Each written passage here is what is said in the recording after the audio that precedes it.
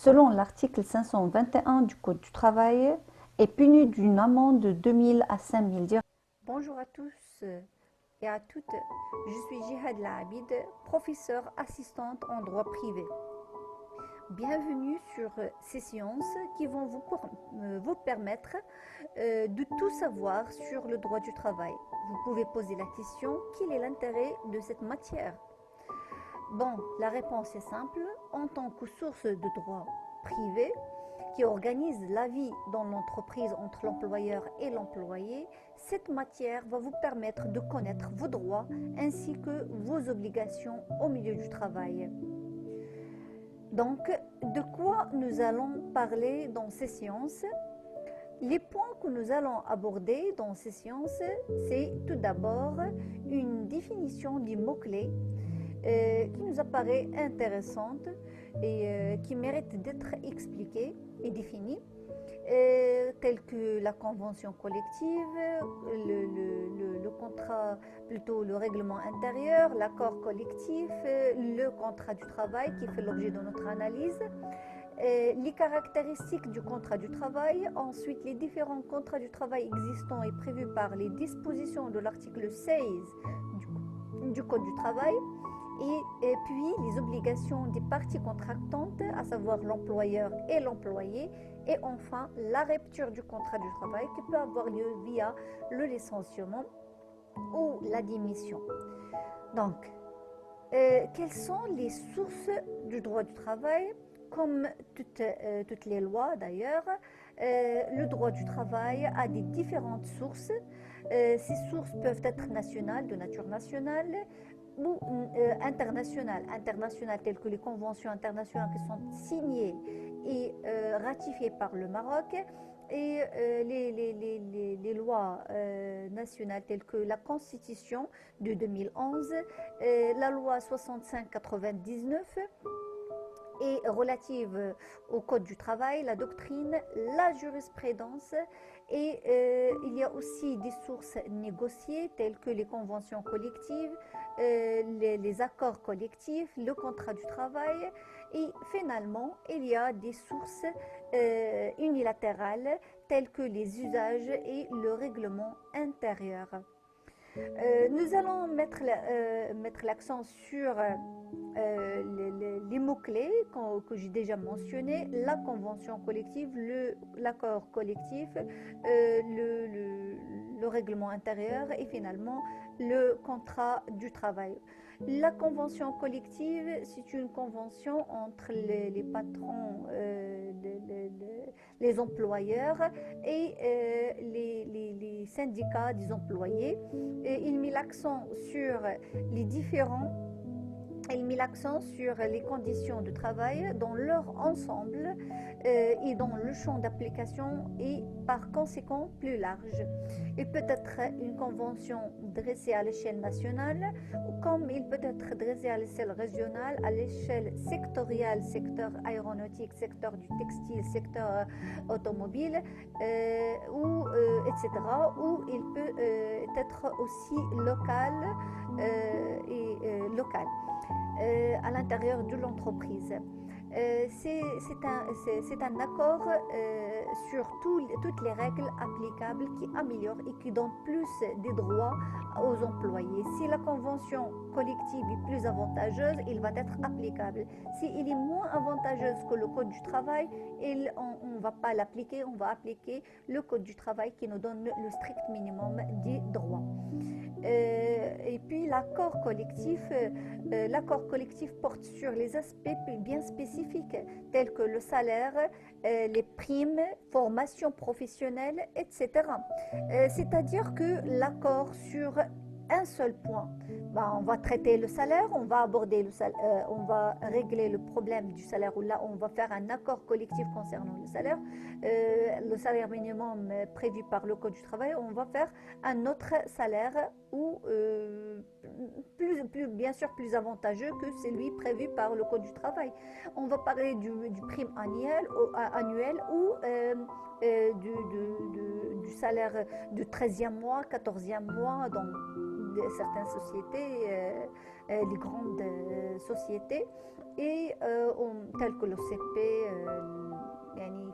il donne ses avantages à ses salariés. On parle aussi dans les accords collectifs de formation professionnelle dédiés aux salariés selon le besoin, c'est-à-dire un accord sur un seul point, contrairement aux conventions collectives qui est plus large, qui traite plusieurs points. Le règlement intérieur, c'est un document unilatéral dressé par l'employeur ayant plus de 10 salariés, selon les dispositions de l'article 138 du Code du travail.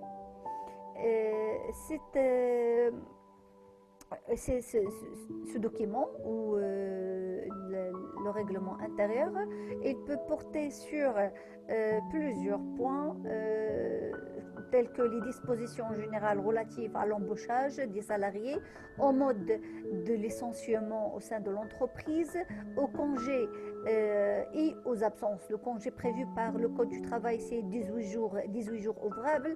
Ils peuvent prévoir 30 jours, etc. Donc,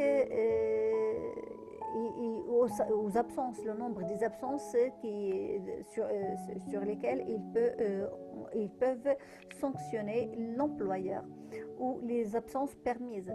Les dispositions particulières relatives à l'organisation du travail, aux mesures disciplinaires, à la protection de la santé et de la sécurité au milieu du travail, les dispositions aussi relatives à l'organisation et à la réadaptation des salariés handicapés à la suite d'un accident du travail ou d'une maladie professionnelle. Comme vous le savez, l'employeur ne peut pas licencier les salariés, un salarié qui est accidenté au milieu du travail ou qui a eu une maladie professionnelle.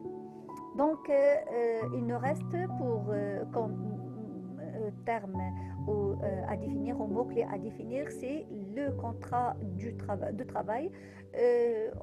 Devant une absence, une définition légale, l'absence d'une définition légale, la jurisprudence après la relève tout en définissant le contrat du travail comme étant un contrat par lequel une personne s'engage à effectuer un travail pour le compte et sous la subordination d'une autre personne, moyennant une rémunération appelée salaire. Cela veut dire qu'il y a une relation bilatérale, synalagmatique entre deux parties, à savoir l'employeur et l'employé. L'employeur, qu'est-ce qu'il va faire? L'employé, plutôt, qu'est-ce qu'il va faire? Il va faire un travail bien déterminé. En contrepartie de quoi? En contrepartie d'un salaire qui va être octroyé par l'employeur. Donc, ce sont les composants du contrat du travail. Aussi, on a un lien où il y a parmi les caractéristiques du contrat du travail, c'est sous la subordination. Ça veut dire qu'il y a un lien de subordination, de la hiérarchie entre l'employeur et l'employé.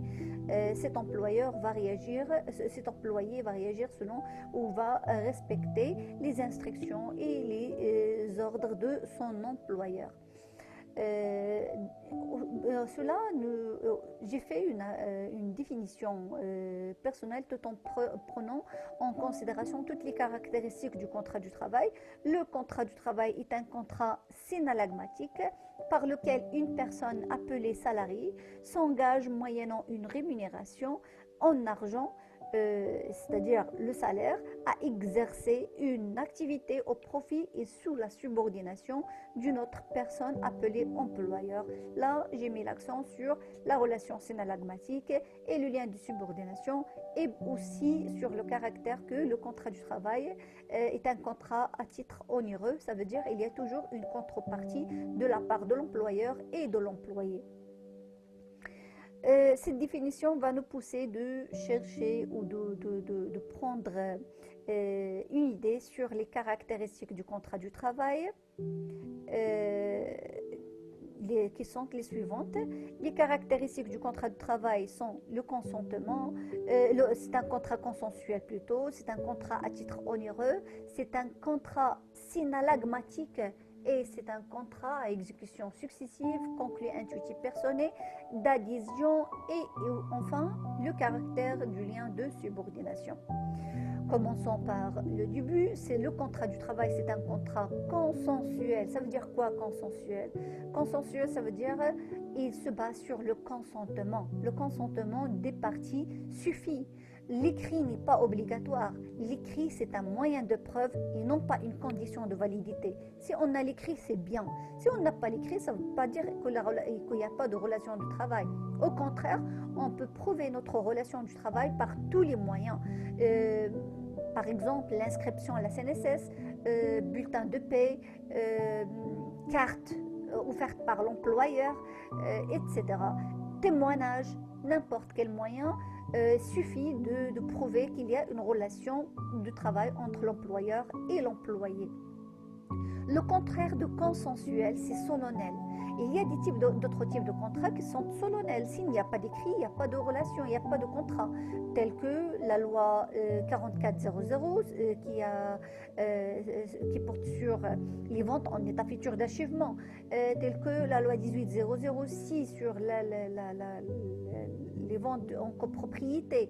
Et la loi 5100 qui porte sur la location-accession. Ce sont toutes ces lois qui exigent l'écrit comme moyen de validité et non pas comme condition de validité et non pas juste un moyen de preuve. Donc s'il n'y a pas l'écrit, il n'y a pas de contrat de vente en état futur d'achèvement. Et s'il n'y a pas de contrat préliminaire et puis de contrat définitif, il n'y a pas de relation contractuelle. Il n'y a pas une protection. Si on n'a pas un contrat, on ne peut pas dire qu'il y a une relation de location-accession entre l'employeur, entre les parties contractantes. Dans le contrat de bail, la nouvelle loi, il exige le contrat écrit comme condition de validité. S'il n'y a pas de contrat de bail, il n'y a pas de relation entre le bailleur et entre le locataire et le locataire. Donc, ce sont ces exemples que j'ai donnés exigent l'écrit comme condition de validité. On parle ici de contrat solennel. C'est le contraire de consensuel. Solennel exige l'écrit. Consensuel, l'écrit est un moyen de preuve et non pas une condition de validité. Le contrat du travail est un contrat à titre onéreux. Le contrat du travail, comme je l'ai déjà expliqué, c'est un contrat par lequel une personne s'engage à effectuer un travail bien déterminé en contrepartie d'une rémunération. Donc la première partie donne la rémunération, la deuxième partie fait le travail. C'est un contrat synallagmatique, on ne peut pas faire un contrat unilatéral. C'est un contrat qui exige la présence de deux parties, le salarié et l'employeur. Ça, c'est synallagmatique. Le contraire de synallagmatique, qui signifie bilatéral, c'est unilatéral. Le contrat du travail, c'est un contrat à exécution successive. Ça veut dire qu'il s'étale, il prend une durée pour être exécuté. Il s'étale dans le temps, il prend une durée pour être exécuté. Ça veut dire un contrat à exécution successive. Le contrat du travail, c'est un contrat intuitif personné. Ça veut dire quoi, intuitif personné? Ça veut dire qu'il est lié à la personne du salarié, au salarié. Donc, on va recruter le salarié qui respecte certaines exigences ou conditions. On va le prendre en considération les conditions humaines et les conditions professionnelles. On va prendre en considération les caractères bien déterminés, les compétences de cette personne, etc., etc. Donc, si cette personne ne peut pas faire le travail, le contrat de travail ne peut pas avoir lieu, n'a pas de valeur juridique. Il va être on parle dans ce cas-là d'une rupture de contrat de travail. Si on va verser, si on parle de l'employeur, est-ce que le contrat est conclu à un titre personnel vis-à-vis de l'employeur? La réponse est généralement non, parce que le contrat du travail il va être fait au profit d'une société ayant une personnalité juridique. Cette personnalité juridique, c'est elle qui va tant que la société est toujours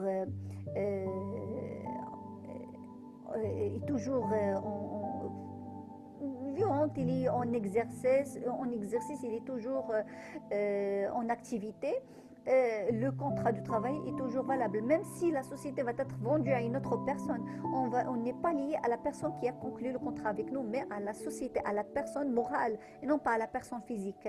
Donc, on ne peut pas parler du contrat du travail, ou le contrat du travail peut avoir fin après s'il y a une dissolution de la société, ou s'il y a une fusion, absorption de la société, ou s'il y a un problème, c'est liquidation. Mais à part ça, le contrat reste valable, même s'il est vendu à d'autres personnes. Tant que la société est là, tant que l'activité est la même, on garde toujours, le contrat de travail reste toujours valable. Le contrat du travail, c'est un contrat d'adhésion, c'est un contrat préétabli, déjà existé. Dans les clauses sont déjà préétablies, l'employé n'a qu'à signer le contrat. Dans ce cas-là, l'employé, puisqu'il est en position de faiblesse, il ne peut pas négocier le contrat. Vu la crise actuelle, la crise économique actuelle, on a plus de demandeurs et de chercheurs d'emploi, et on a moins d'offres d'emploi. Donc, ce qui est en position de force, c'est l'employeur. C'est lui qui impose ses conditions et l'employé n'a qu'à accepter. C'est un contrat d'adhésion. Le contraire de contrat d'adhésion, c'est un contrat de gré à gré. Le dernier point à traiter, c'est le lien de subordination. Comme je l'ai déjà expliqué, le contrat de travail se caractérise par la hiérarchie entre l'employeur et l'employé. L'employé doit absolument respecter les instructions et les recommandations de son employeur. Si il n'a pas respecté l'une de ses obligations ou une de ses instructions, par exemple l'objectif à respecter, à réaliser pendant la journée ou la semaine ou le mois, ou s'il n'a pas fait le travail convenablement, ou s'il n'a pas fait carrément le travail, il peut être licencié pour faute grave sans indemnité ni préavis. C'est la clé qui caractérise le contrat du travail par rapport aux autres contrats, parce que dans le contrat de service, on ne peut pas licencier la personne, mais on peut demander la résiliation avec des dommages et intérêts. À part ça, on peut rien faire à cette personne. Dans le cadre du contrat de travail, non, on peut licencier la personne. Et s'il a fait une faute grave, à part l'inexécution de ses obligations, il a causé un dommage à la société, on peut demander à cette personne de rembourser ou de dédommager la société de dédommager la société. En plus du licenciement, et il va dédommager la société. C'est tout ce qu'on peut dire concernant les caractéristiques du contrat du travail. On a vu tout à l'heure la définition du contrat du travail et les caractéristiques. Passons maintenant aux conditions de validité du contrat du travail. Pour que ce contrat soit valable, il faut qu'il respecte certaines conditions de fond et de forme.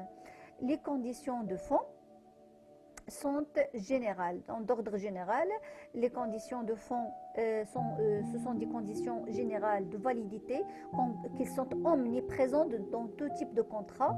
Ils sont prévus par les dispositions de l'article 2 du Dahir des obligations du contrat, DOC. Ces conditions sont les suivantes: le consentement, la capacité, l'objet et la cause. Concernant le consentement, il est prévu par les dispositions de l'article 19 à 38 du Dahir des obligations du contrat. C'est la double acceptation.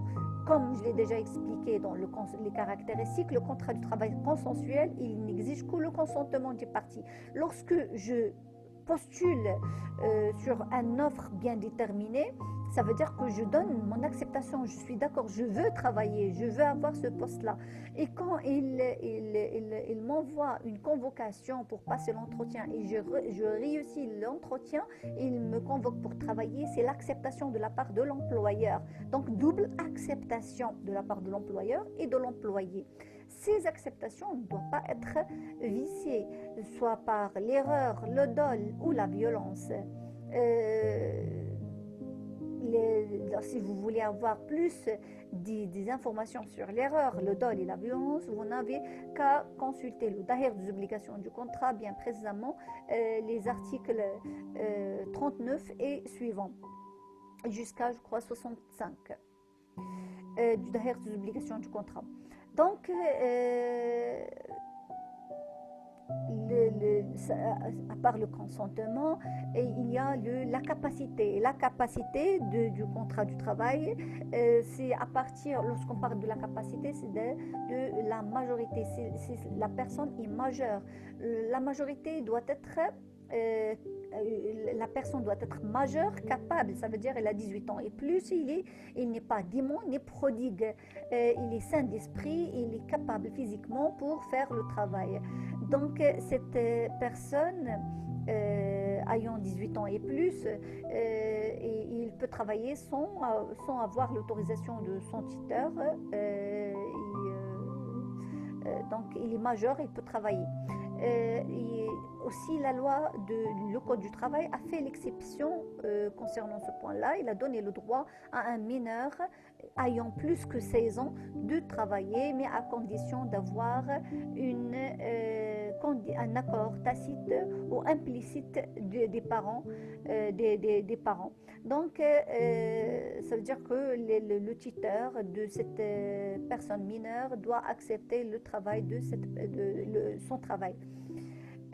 Il ne doit pas s'opposer, soit c'est lui qui propose le travail de cette mineure, ou il accepte le salaire et sans manifester une opposition. Aussi l'objet comme condition de validité, l'objet il peut être défini comme étant la chose qu'une personne s'oblige à donner. C'est le travail, à faire ou à ne pas faire. L'objet, il doit être licite. L'objet, c'est de travailler en tant que technicien, de travailler en tant qu'administrateur, de travailler en tant que médecin, etc. Donc ça, c'est l'objet du contrat du travail, de faire un travail bien déterminé. L'objet du contrat doit être licite. La cause, c'est la raison, c'est la mobile, plutôt le mobile et la raison qui anime les co-contractants à conclure un tel ou tel contrat. Il doit être licite. Comment peut-on faire la distinction entre la cause et l'objet? C'est simple, tout en posant la question quoi et pourquoi. Quoi pour déterminer l'objet et pourquoi pour déterminer la cause. Donc, qu'est-ce qu'on va faire et pourquoi on a travaillé pour améliorer notre situation financière, pour être indépendante, pour continuer mes études, financer mes études supérieures par exemple, etc., etc. Donc, c'est la raison pour laquelle j'ai cherché ou j'ai accepté ce travail-là. Il doit être aussi licite. À part les conditions de fond, il y a aussi des conditions de forme. Les conditions de forme, lorsqu'on parle de conditions de forme, on parle généralement de formalité, s'il exige l'écrit ou non. Comme je l'ai déjà dit, le contrat du travail, c'est un contrat consensuel, il n'exige pas l'écrit. L'écrit, c'est un moyen de preuve et non pas une condition de validité. Donc, le contrat de travail peut être écrit comme il peut être verbal, il peut être prouvé par tous les moyens. Les moyens, ça veut dire carte ouverte par l'employeur, l'inscription à la CNSS, bulletin de paie, etc. Par tous les moyens, témoignage aussi, on peut prouver par tous les moyens la relation du travail. Comme vous le savez, à chaque règle, il y a et à chaque principe, il y a une exception. L'exception dans notre cas de figure, c'est que si on veut recruter un étranger,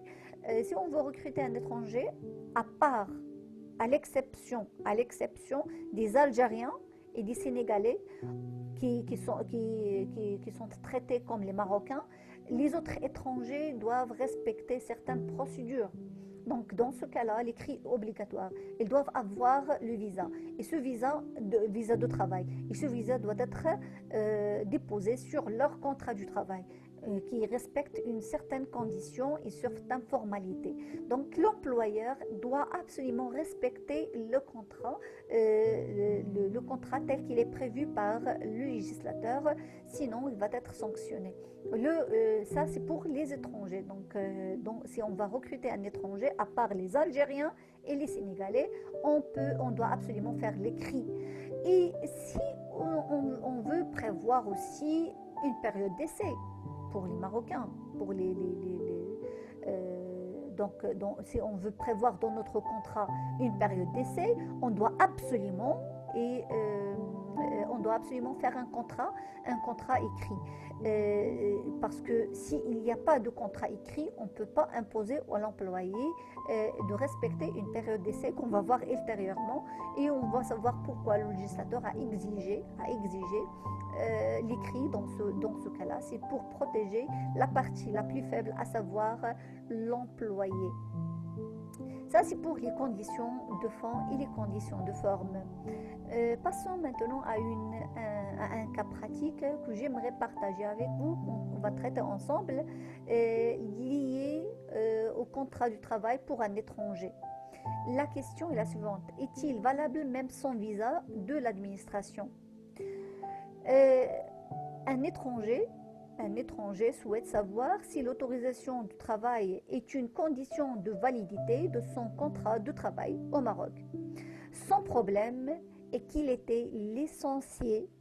Son employeur refuse carrément de lui payer ses droits et menace l'étranger et menace de le dénoncer pour cause de contrat irrégulier.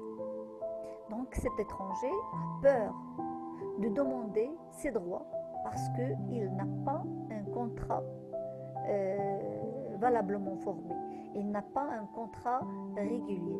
Donc il n'a pas le visa qui doit être déposé sur le contrat.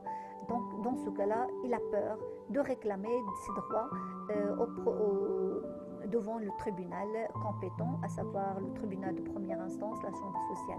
Donc, est-ce qu'il a raison vous pouvez conseiller cet étranger de ne pas réclamer, sinon il risque autre chose, une amende ou l'emprisonnement, on ne sait pas. Ou vous pouvez lui dire non, vous devez demander vos droits. La réponse, normalement j'ai l'habitude de traiter des cas pratiques et de donner le temps à mes étudiants pour résoudre ces cas. Et la séance prochaine, on traite la solution. Mais puisque c'est un cours en ligne, je vais vous donner tout de suite la solution.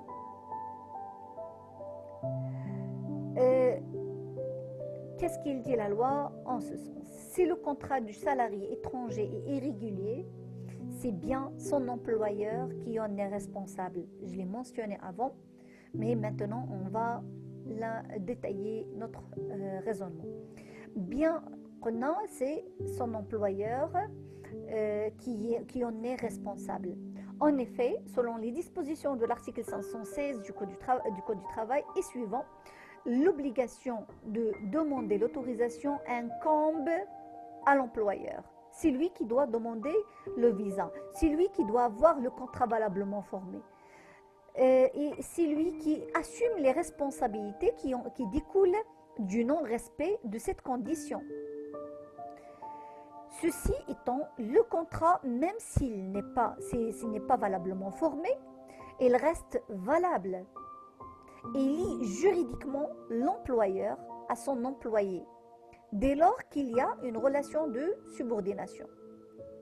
Puisque l'employé a fait son travail convenablement, même s'il n'y a pas de visa, s'il y a un contrat, si, il le lie avec l'employeur, le contrat qu'il le lie avec l'employeur est régulier, il est considéré comme un salarié. Parce que c'est la partie la plus faible et parce que la demande du contrat du travail et du visa, l'élaboration du contrat de travail légalement tel qu'il est prévu par la loi et la demande du visa, incombe c'est parmi les responsabilités de l'employeur et non pas de l'employé. Dans le cas d'espèce, si le licenciement du dit salarié est abusif, il a donc droit à deux types d'indemnités. Les indemnités délictuelles et les indemnités contractuelles.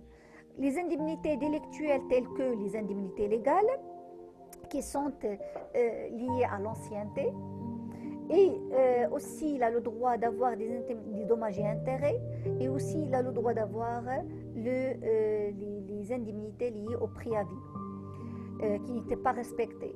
Concernant les indemnités contractuelles, on parle du salaire et du congé. Ce sont des droits contractuels que l'employé doit avoir. Donc ce salarié, il a le droit de tester en justice pour avoir ses droits. Il n'a rien à craindre. Au contraire, c'est l'employeur qui va assumer sa responsabilité puisqu'il n'a pas respecté la loi. D'ailleurs, l'article 521 du Code du travail dispose et punit d'une amende de 2000 à 5000 dirhams tout employeur qui n'a pas obtenu l'autorisation prévue par l'article 516 ou qui a employé un salarié étranger dépourvu de la dite autorisation, qui emploie un salarié étranger dont le contrat n'est pas conforme au modèle prévu à l'article 517, qui enfreint les dispositions de l'article 518 et 519. Notre séance touche à sa fin. Je vous donne un autre rendez-vous, la séance prochaine, dans laquelle on va traiter ensemble la période d'essai et les différents contrats de travail prévus par l'article 16 du Code du travail.